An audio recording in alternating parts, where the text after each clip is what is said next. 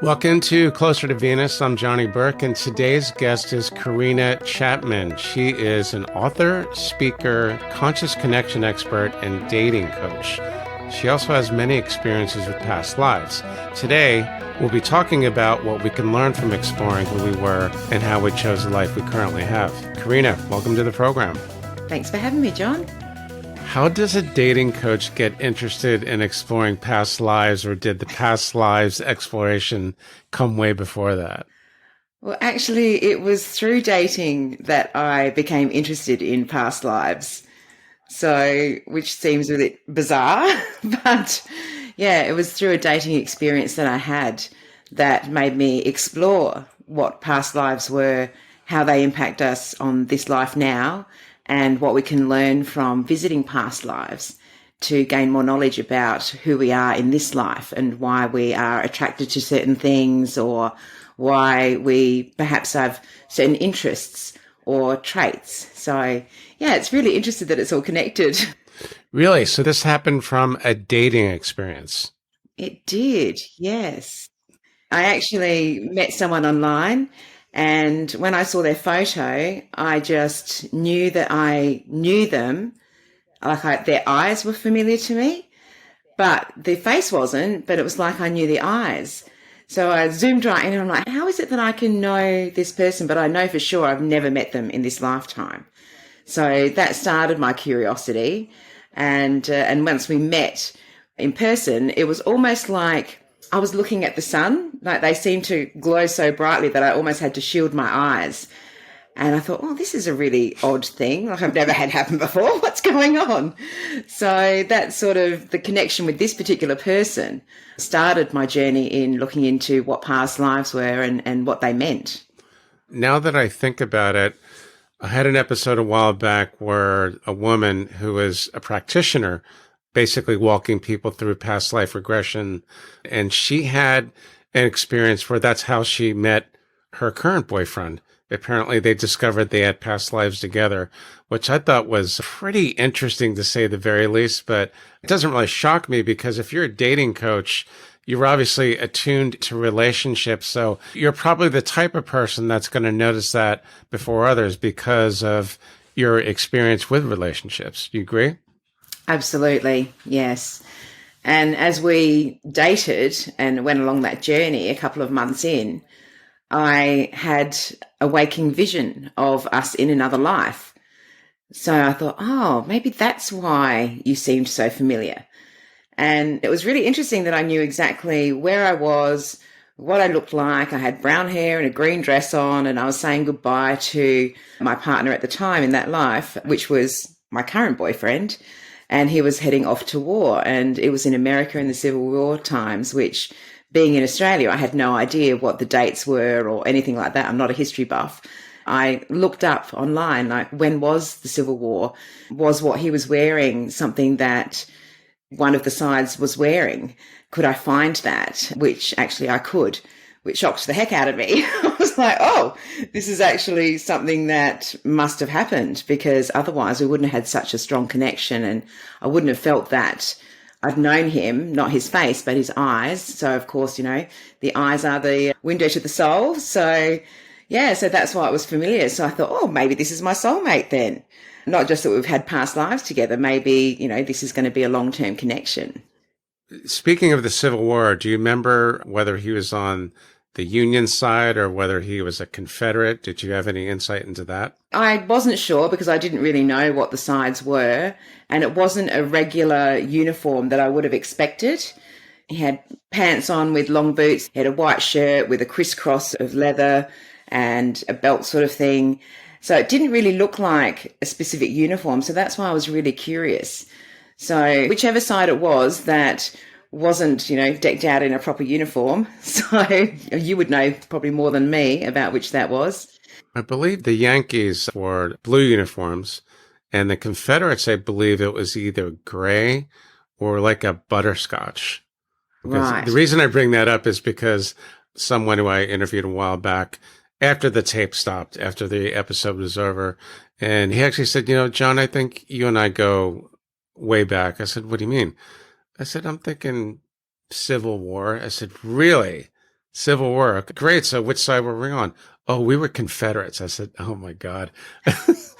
I'm in Florida now, but he described the uniform, and I believe it wasn't the gray, it was the butterscotch. Yeah, this was butterscotch pants that this guy had on too. So yes, maybe that's the side. So yeah, I just thought, wow, how's this actually happening? I was just getting out the car on an afternoon, heading for a walk, and suddenly, bang, here's this vision. I knew what his name was, I knew the location, and I knew the date, which I'd never had one thought about the Civil War at all before. So it was a bit of a surprise to me at that time. So it was a waking vision. It wasn't a past life regression, which maybe you No. explored after that, or Yes. how did that work? Yes. So I ended up being with this person for about 6 years. And then something happened that was a deal breaker for me. So we split. And then I thought, well, so what was that vision about? Why did I see us in this past life together, in this waking vision? And what did it mean? I thought maybe that meant at the time that this was my soulmate. But then surely a soulmate isn't going to do something to, split us apart so violently. It was, he was cheating. So I thought, well, maybe I was wrong. Well, how do I get the answers? I feel like I've just wasted 6 years with this person and thinking that it was the soulmate, and then this happened, so maybe it wasn't. So how do I find out what the point of me spending this 6 years with this person was? And as I sort of put that out to the universe, I came across this show on TV that I've only seen once and I've never seen again. And it was called Past Life Investigations, where one person would be regressed in a hypnotherapy session by a hypnotherapist. And then it was being recorded and streamed through to an investigator who was writing down all the points. And then they would investigate what the person said. And it was all sorts of people, different religious beliefs, no beliefs at all. No one really was particularly into past lives. And then the investigator would go investigate to see if they could actually collaborate and say, yes, this was a town that actually existed. Yes, this type of thing did happen. So I'm like, right, that's what I need to find out then. I need to do a past life regression and figure out what the connection was and why we met in this lifetime. So then that led me to trying to find a regression therapist here that I could go and see in person. So I just did a little search online and came up with this website, and I thought, oh, I really like the sound of this girl. So I gave her a call and I said, look, this is what's happened. I met this guy, had this waking vision, thought that he was my soulmate, but then this happened. Can you take me back to that particular lifetime so I can gain clarity on what this meant for me? And she was like, yep, sure. I thought, perfect, I'm in. So I went along and we went back to that lifetime. So that was my first experience, and I would have been in my early 40s then. And I was a bit skeptical, to be honest, first. I mean, I'd never grown up with knowledge about past lives or anything like that, reincarnation, coming from originally more of a Christian background, and then sort of left that area and just felt more spiritual rather than attached to a religion. But I still had never really thought about what a past life was, what it meant, what impact it might have on me. So I went along to this session, and she got me into the hypnotherapy sort of thing, and I'm nice and relaxed, and she takes me down the stairs and to a hallway where there's all these doors that she says each of these doors take you to a past life. Go to whichever one you're drawn to, and then tell me what the door looked like. And I thought, oh, okay. So I described the door, went through it. And then all I could see was blue. So my conscious mind in the back of my head was going, oh, this hasn't worked. Like, why can I only see blue? This doesn't seem right. But then when she did further investigation, I was about 12 years old, laying in a field looking up at the sky. So that's why I could only see blue first, because I was looking at a blue sky. I thought, oh, fair enough. And so what she did was took me through each significant point of that lifetime. So I didn't see the specific vision that I saw in my waking vision, but I went through that whole entire life. So first I was 12, then I was 18 at a barn dance, and friends of mine there were teasing me because this guy over there was fancying me, and it was him. And then we jumped to when I was 25. And at 25, I had a 3-year-old girl, twin boys that were 11, and the husband was off at war, which was this guy. And it was a really difficult life. We were always hungry. We were really poor. We were dirty, trying to find enough food for the kids. It was really a difficult life. And then jumped forward again to the next significant point, and I was 40. And I was praying in a church. The reason I was there was because one of my sons had had a farming accident. So I was praying for, his health and recovery from that. And the interesting thing that I felt was I felt so old, so old.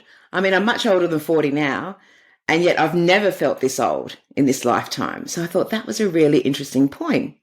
So then we jump ahead to the end of my life, and I was 60, which probably at that time was quite old age. And I was laying in a bed in a high-necked white gown, and I was hardly a bump in the bed. And I thought, oh, I've never felt this skinny in this lifetime either. I was hardly anything of me. And I knew the doctor was in another room with my daughter. And the regressionist asked me, what was wrong with me.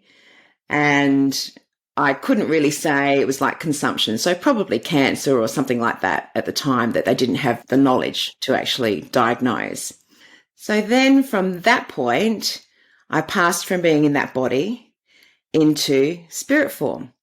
And in that lifetime, we'd assumed that the husband had died because he never came back. And of course, there wasn't great records back then either. So that was the logical assumption. However, when I got into the soul form, I could see that he didn't die in the war. And that when the war was over, he found himself on the East Coast, which was really thriving and prosperous. And there was lots of opportunities there. So he chose to stay there and abandon his wife and 3 kids to make a new life for himself.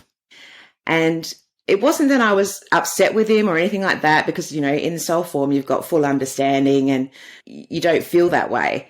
You just understand what it was. But what I really understood was the reason why we had connected again in this lifetime, which was for me to try and help him to learn to stay and face your responsibilities.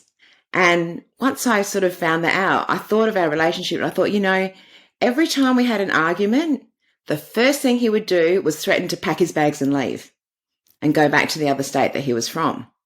And this was a constant throughout our relationship. So it made me understand that I'd agreed to come back and help him to learn this lesson. And if he could learn this lesson, then maybe we'd still be together. However, when he couldn't learn this lesson, something had to happen to break our connection so that our paths would then not be joined anymore, and he would go on to whatever it is in his life, and same with mine. So then I really felt at peace with it, because I was really angry that I'd spent all of this time thinking I was with this soulmate, this is the one for me, and then it all got blasted apart. But with the understanding, it really made me go, okay, now I see what it is and why I met him and what the point of it was. And the last thing that I really wasn't expecting when I did a regression session was the feeling of being eternal. Because, of course, we don't feel that in this life. And when I came out of the session, I was like, what am I worried about with this life? It's the blink of an eye. All these things that we think are heavy and life-threatening or some sort of, massive thing, really, it's nothing. We're worrying about things that really don't matter. And that's not what our focus is. So it really sparked an interest in me after going to that first session of thinking, wow, I never thought about past lives before. I wonder where else I've been or what else I've learned or what else I can learn from doing it. So then that sort of sparked a journey over many years of going back to discover more things about myself and how that relates to my lifetime now and how I can grow and learn from that to become a better person or to follow the path that I've been wanting to follow. In soul form, of course, we know why we come down here, but we get down here and we've got amnesia and we don't know. So it helps us to find these sort of things out so that we can not so much be a better person, but really follow our soul journey of what we'd intended, of the lessons and the experiences that we were wanting to have when we're down here in a body form.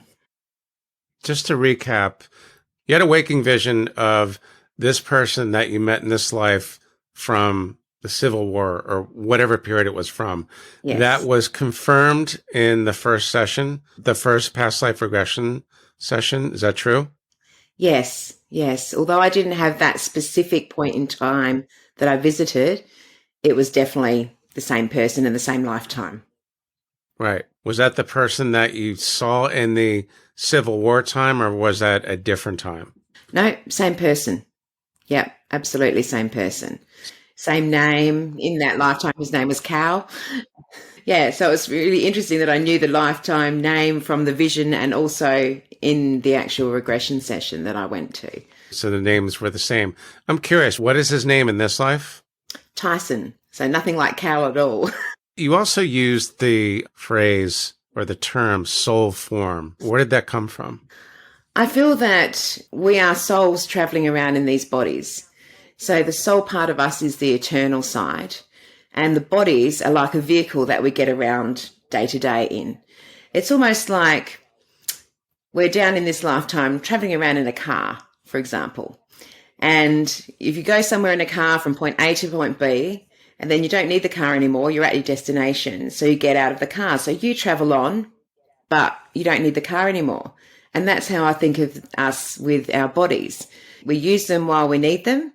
And then when we're to the point that we don't need them anymore, we carry on in a different energy form and we leave the body behind because it's no longer needed. That's my analogy. Or even like it's winter and you're wearing a big winter coat and then it becomes summer, you don't need the coat anymore. So you take it off and it's not part of you anymore, but you were wearing it, but it's not actually who you are. So our bodies are not who we are. It's our soul that lives and resides within. Yeah, I've heard that quite a few times. Did you go back for more sessions? I don't know whether you went more than once. Oh, absolutely. Many times, many times. I'm a very curious person and I'm all about connection. So I was really interested to find more information about different past lives, how that maybe impacts me now. Perhaps it explains more about me. So yeah, so I just went back for the fun of it, really, to see what else I could discover. And to my surprise, it was more than just going back to a human lifetime. There was lots and lots of different experiences that I had on this planet and on others in human form and in other forms. So it really expanded my knowledge on what you could get out of doing a past life and the knowledge that you could gain about your soul journey. It was so interesting. So that's why I just kept having to go back. I would have done the same thing in your position. When you talk about waking visions, I've heard this a few times where it's almost like a flash of a past life. It's not something that doesn't happen in any kind of therapeutic setting or in a doctor's office or in the office of a hypnotist. Have you had experiences with dreams where you recognize someone in the dream, but obviously that person is not in your current life? I have had a reoccurring dream experience, but it wasn't so much recognizing a person, it was recognizing a point in time. So ever since I was a kid, I would have this vision when dreaming, this strange dream where I was in Europe somewhere, in a country that now doesn't exist, and I was on the top of a turret in the castle, and our castle was being attacked. So my job was to refill the catapults with rocks and to put out the flaming arrows as they were being launched up at us. And unfortunately, our side lost. And I knew that that would be the end for me. And there was people dying all around me that had been hit by the arrows, etc. And so I, in my dream, laid down and basically pretended to be dead. Then when I was doing that, the winners of the war as such came up onto the turret where I was and were using long swords to stick into each person to make sure they were dead. And they got to me and then I woke up. And I always thought that's not really a normal kind of dream that I would have. And it happened quite often. It was a little bit, especially as a kid, it was a bit like, oh, that was a bit of a nightmare. What was that about? But I didn't really ever think about it being connected to a past life. However, one time I went to a session and I traveled to this lifetime where I was orphaned as a child at only about 3 years old. And I was a male. And so I lived on the street and I scavenged for food. And as I was a little bit older, I was a stable hand and I would sleep on the straw in the stable and look after horses. And as time went by, I'd worked myself up to being head groomsman at the castle.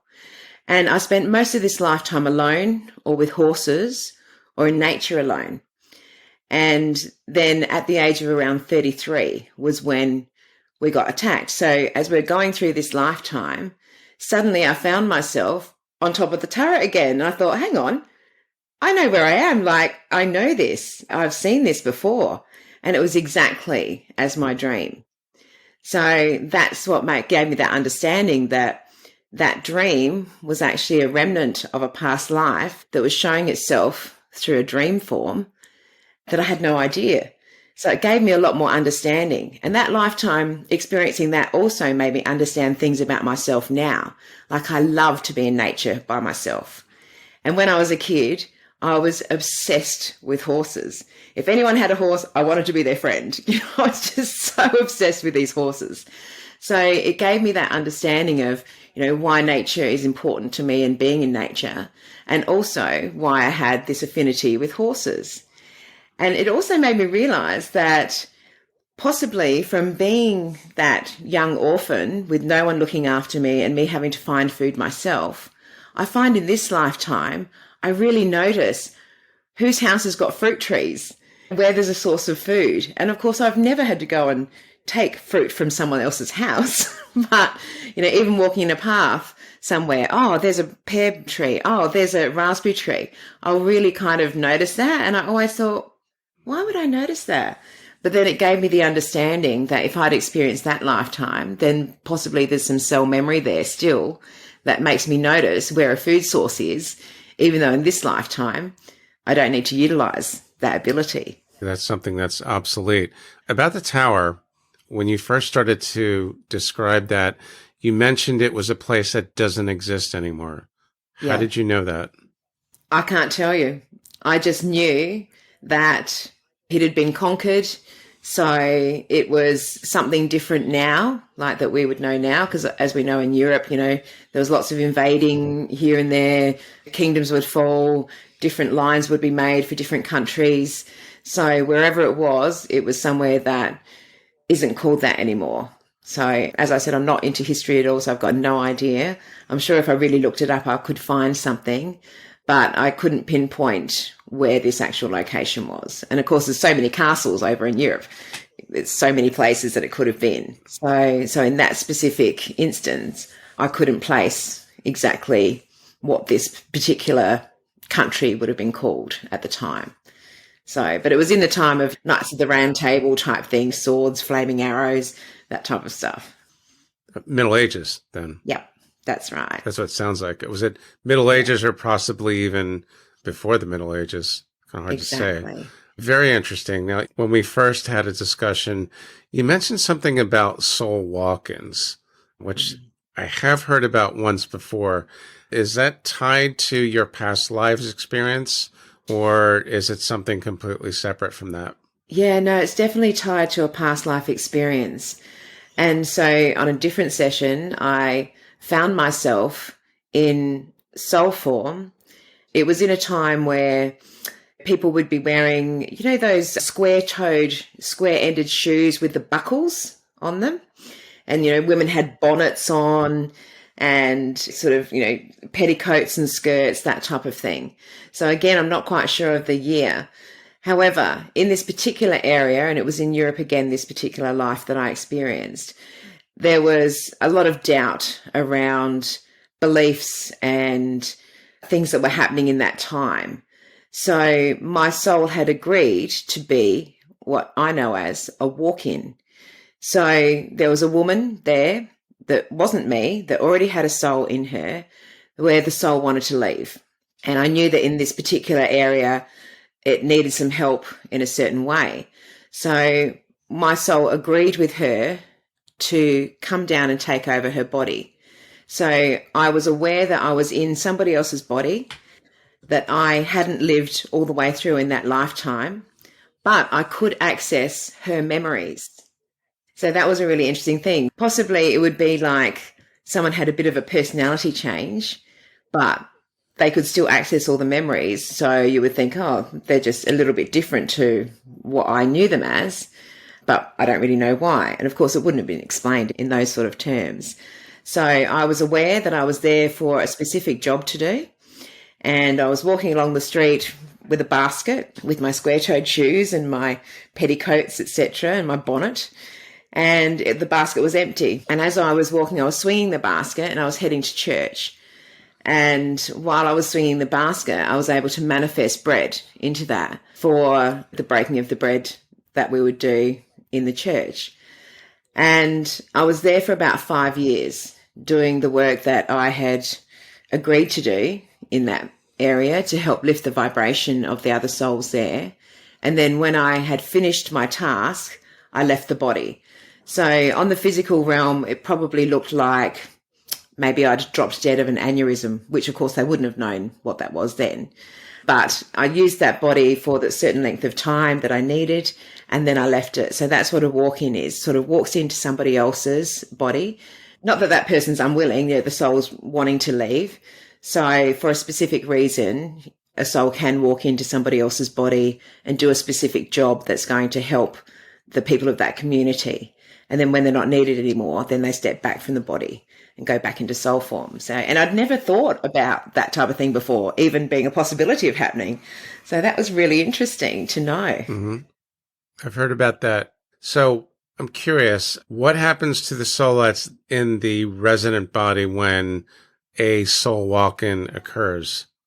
Yeah, they just return home to the spirit realm, to back to the other souls that they've known and lost perhaps in the lifetime that they're in.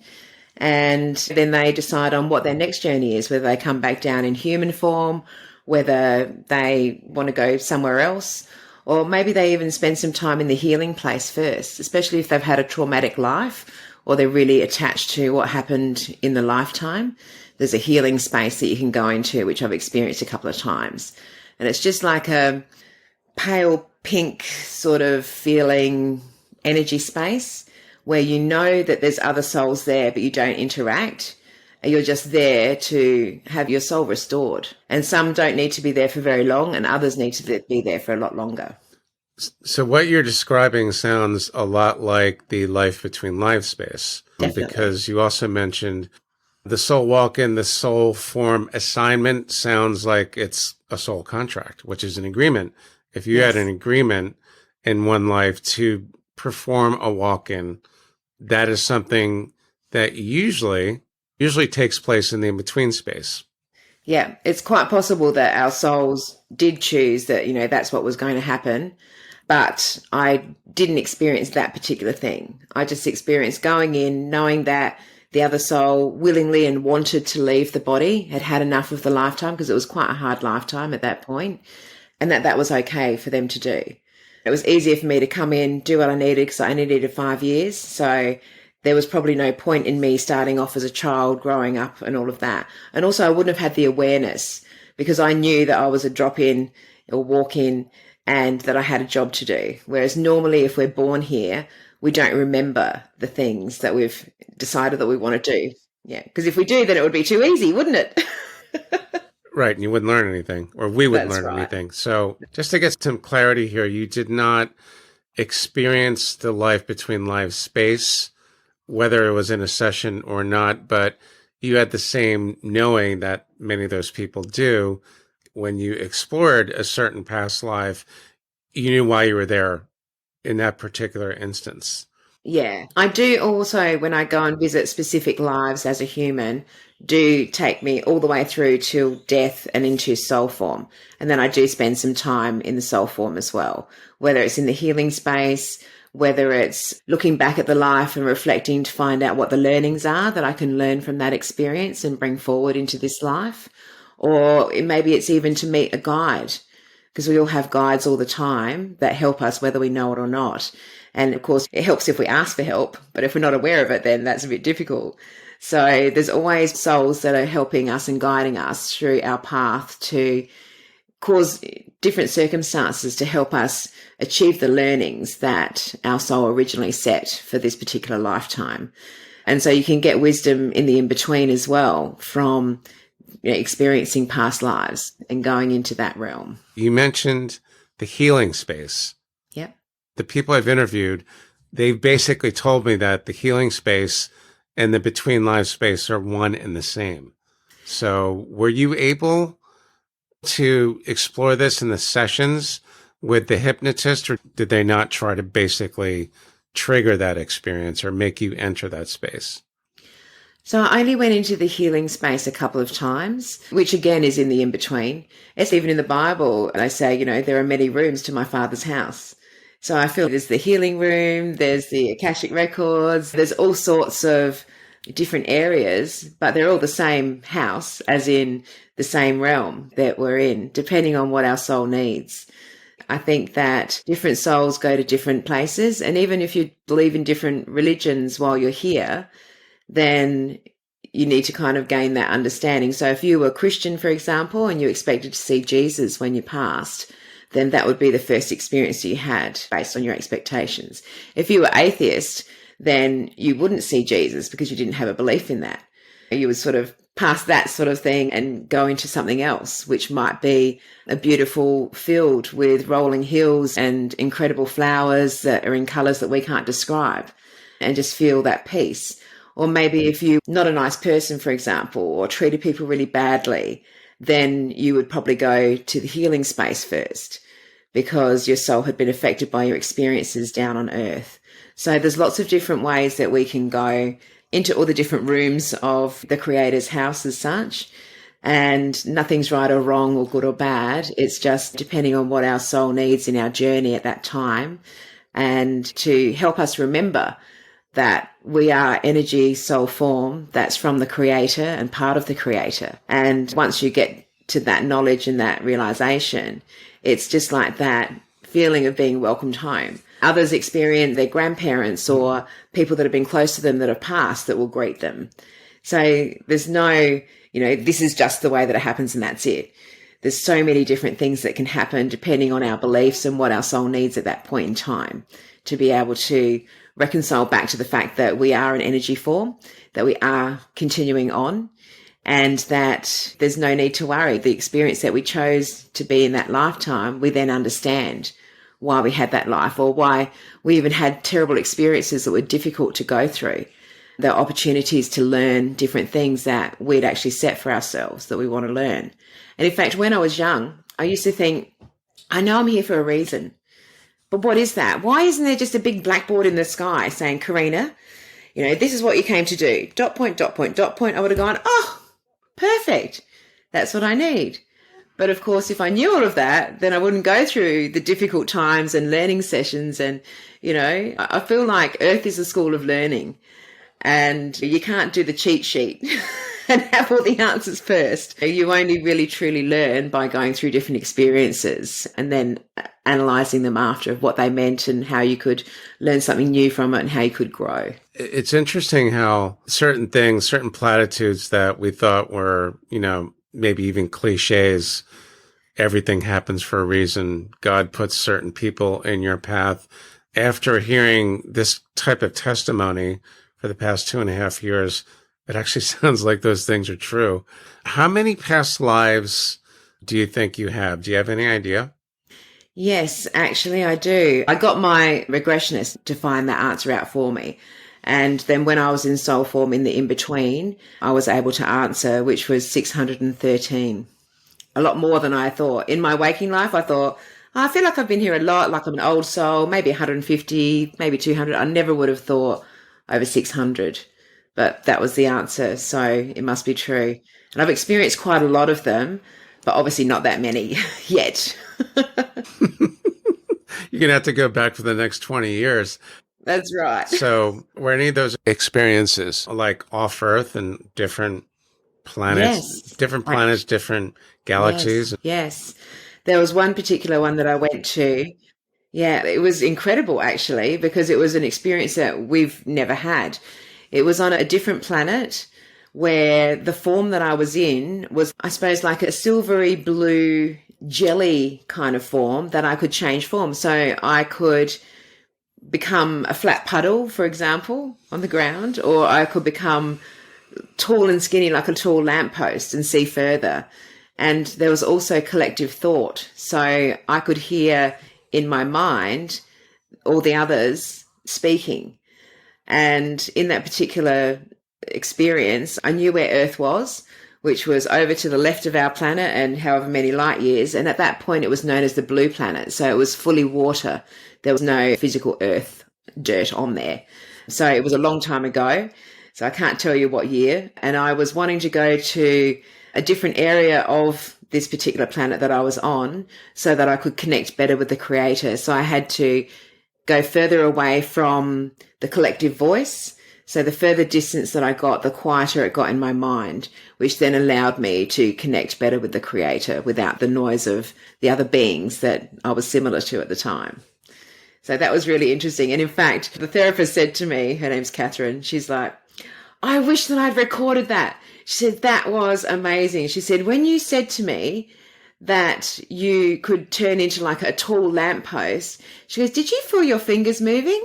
And you know, I did. I sort of felt them on the chair kind of going like this a little bit. She goes, I swear your fingers got longer. I'm like, no, really? She goes, I swear, I wish that I had recorded that. She goes, I was so shocked. I was like, wow, that would have been really interesting. So we certainly can be in different forms, in different planets, and have all sorts of different experiences that we carry through in our soul records, in the Akashic records, but we're just not actually aware of it in this waking life. And that's why I'm so interested in connection. And I'm a conscious connection expert. So it's consciously connecting with different people for different reasons, for, you know, how you can help them move forward on their path, or how, you know, they maybe can impact you on your path, and making it a positive thing so that we can lift the vibration of the experiences they're having here. When you were counseling people as a dating coach, do you ever reveal any of these experiences, or is that kept separate from your work life? It depends on the view of the person. I work with some people that just think this is all woo-woo, you know, so there's no benefit to sharing that. So I might use things like reticular activating system, which is a part of your brain that's like an executive assistant that helps you notice things that are relevant to you. So I would use that type of analogy for people more than saying you're on the right sort of vibration as the other.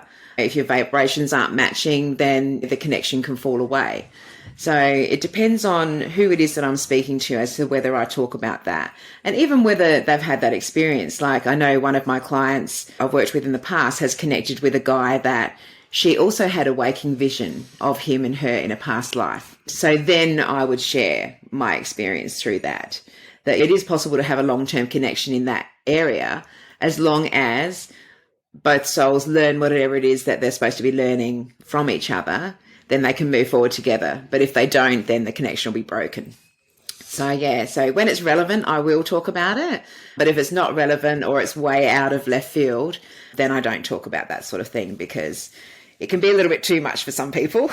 I would think so, but do you get the feeling that we're going to be hearing a lot more of this in the future? Yeah, I do actually.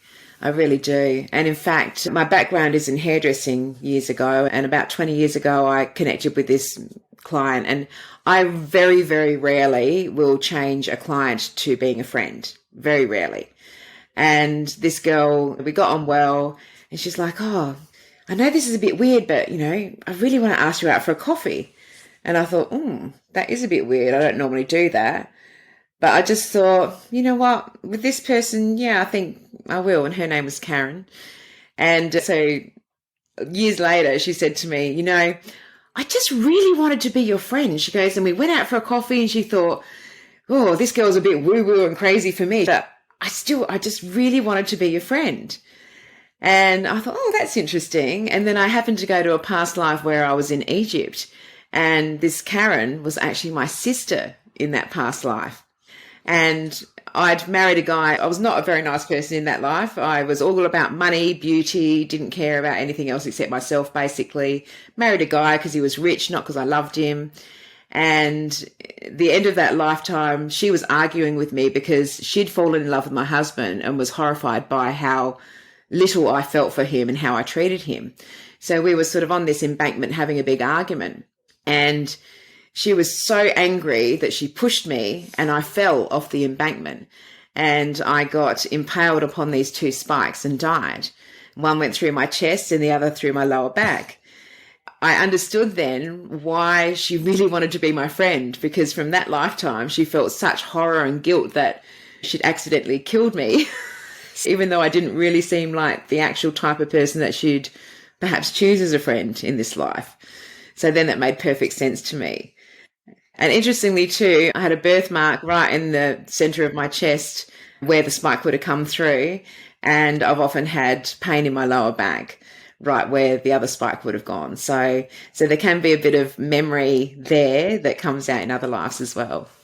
So you have a birthmark where the spike actually ran through you. Yeah. Yeah. That is amazing. I think you have many more stories to tell. So there may be a part 2 to this to explore some more of your 613. That's amazing. 613 past lives. Absolutely. To be continued. Karina, thanks for joining us today. How can our listeners find out more about you online? Absolutely. It was a pleasure. So you can look me up on my website, which is karinachapman.com. Anything that you want to say or ask me, I'm always happy to respond. And yeah, it's all about conscious connection. It is indeed. I will put that in the show notes and the transcript as well. You've been listening to Closer to Venus. I'm Johnny Burke. If you enjoyed today's episode, please consider subscribing. You can find more info on closertovenus.com. Thanks for tuning in, and we'll see you next time.